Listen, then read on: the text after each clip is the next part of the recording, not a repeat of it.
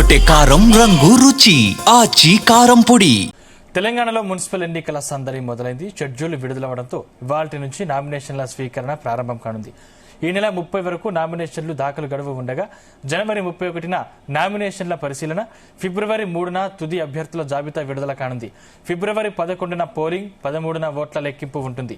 ఎప్పుడెప్పుడా అని ఎదురు చూస్తున్న మున్సిపల్ ఎన్నికల నోటిఫికేషన్ రావడంతో పార్టీల నేతల్లో సందడి జోరందుకుంది. అభ్యర్థులు, ఆశావాహులతో పార్టీ కార్యాలయాలు కిటకిటలాడుతున్నాయి. ఇక తెలంగాణలో మున్సిపల్ ఎన్నికల సందడి మొదలైంది. షెడ్యూల్ విడుదలవ్వడంతో ఇవాల్టి నుంచి నామినేషన్ల స్వీకరణ ప్రారంభం కానుంది. ఈ నెల 30 వరకు నామినేషన్లు దాఖలు గడువు ఉండగా జనవరి 31న నామినేషన్ల పరిశీలన, ఫిబ్రవరి 3న తుది అభ్యర్థుల జాబితా విడుదల కానుంది. ఇక ఫిబ్రవరి 11న పోలింగ్, 13న ఓట్ల లెక్కింపు ఉంటుంది. ఎప్పుడెప్పుడా అని ఎదురు చూస్తున్న మున్సిపల్ ఎన్నికల నోటిఫికేషన్ రావడంతో పార్టీల నేతల్లో సందడి జోరందుకుంది. అభ్యర్థులు, ఆశావాహులతో పార్టీ కార్యాలయాలు కిటకిటలాడుతున్నాయి. ఇదే అంశానికి సంబంధించిన మరింత సమాచారం మా ప్రతినిధి వంశీకృష్ణ అందిస్తారు. వంశీకృష్ణ, మున్సిపల్ ఎన్నికల సందడి మొదలైందనేది కూడా మనం చెప్పాలి. ప్రధానంగా ఈరోజు ఏదైతే మున్సిపల్ ఎన్నికలకు సంబంధించిన షెడ్యూల్ నిన్ననే వచ్చినటువంటి విషయం మనందరికి కూడా తెలిసిందే.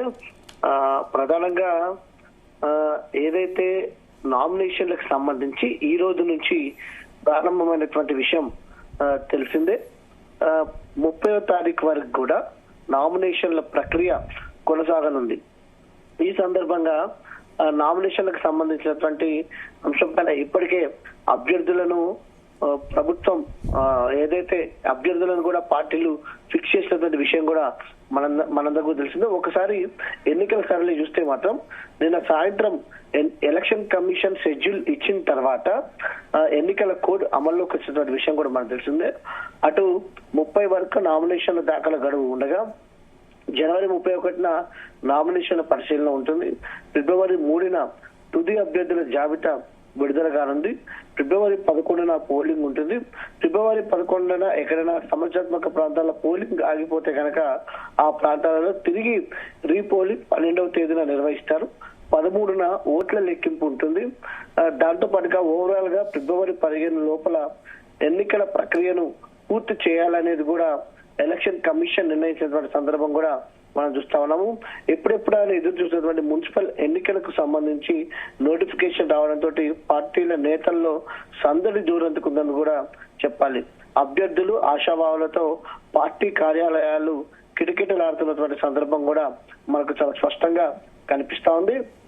ఇప్పటికే గత 3 నెలల నుంచి కూడా మున్సిపల్ ఎన్నికల నిర్వహణకు సంబంధించి కూడా రాష్ట్ర ఎన్నికల సంఘం అన్ని ఏర్పాట్లు చేసిందని కూడా చెప్పాలి. ఓటర్ లిస్టులకు సంబంధించి కూడా ఆయా వార్డులలో పొందుపరిచినటువంటి సందర్భం కూడా మనం చూస్తా ఉన్నాం. మొత్తం 116 మున్సిపాలిటీలు, దాంతో పాటుగా 7 కార్పొరేషన్లలో ఎన్నికలు జరగబోతున్నాయి. మొత్తం 2996 వార్డ్స్లలో ఎలక్షన్స్ జరగబోతున్నటువంటి సందర్భం కూడా మనకు కనిపిస్తా ఉంది.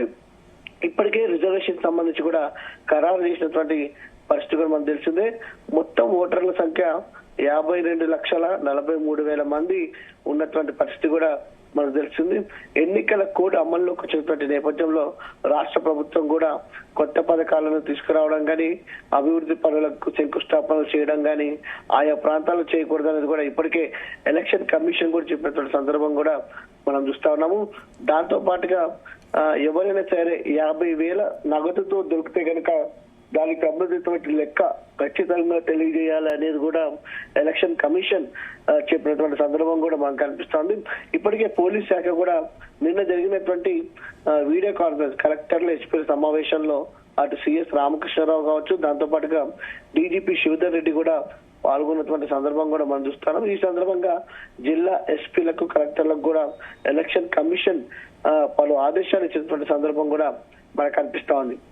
ఇప్పటికే అంటే దాదాపుగా ఈ రోజు నుంచి 20 రోజుల్లో ఎలక్షన్స్ జరగబోతా ఉన్నాయి. ఎలక్షన్స్ ప్రక్రియ కూడా ఓవరాల్ గా మొత్తం కూడా పూర్తి కాబోతున్న సందర్భం కూడా మనకు కనిపిస్తా ఉంది. ఇప్పటికే ఆయా పార్టీ కార్యకర్తల సభ్యులు కూడా కావచ్చు ఆదేశాలు ఇచ్చినటువంటి సందర్భం కూడా మనం చూస్తా ఉన్నాము.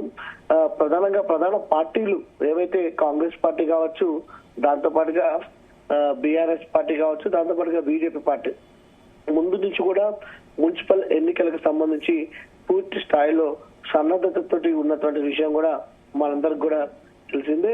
ఈ ఎలక్షన్స్ కి సంబంధించి ప్రతిష్టాత్మకంగా అటు ప్రధాన అధికార పక్షమైనటువంటి కాంగ్రెస్ పార్టీ చాలా ప్రతిష్టాత్మకంగా తీసుకుందన్నది కూడా మనం చెప్పాలి. దాంతో పాటుగా మరో పక్క ఏదైతే మన అటు బీజేపీ పార్టీ కూడా ప్రతిష్టాత్మకంగా తీసుకుంది, మరోపక్క బీఆర్ఎస్ పార్టీ కూడా ప్రతిష్టాత్మకంగా తీసుకున్న విషయం కూడా మనందరూ తెలిసిందే. అన్ని జిల్లాలకు ఇప్పటికే ఆయా పార్టీలు ఇన్ఛార్జీలను నియమించినటువంటి విషయం కూడా మనందరూ తెలిసిందే. మొత్తం మీద రాష్ట్రంలో ఎన్నికల సందడి నెలకొందని కూడా చెప్పాలి. ఆయా పార్టీల ప్రధాన కార్యాలయాలు, జిల్లా కార్యాలయాల్లో కూడా పెద్ద ఎత్తున జనం ఉన్నటువంటి సందర్భం కూడా మనకు కనిపిస్తా ఉంది. Right, thank you Vamsi.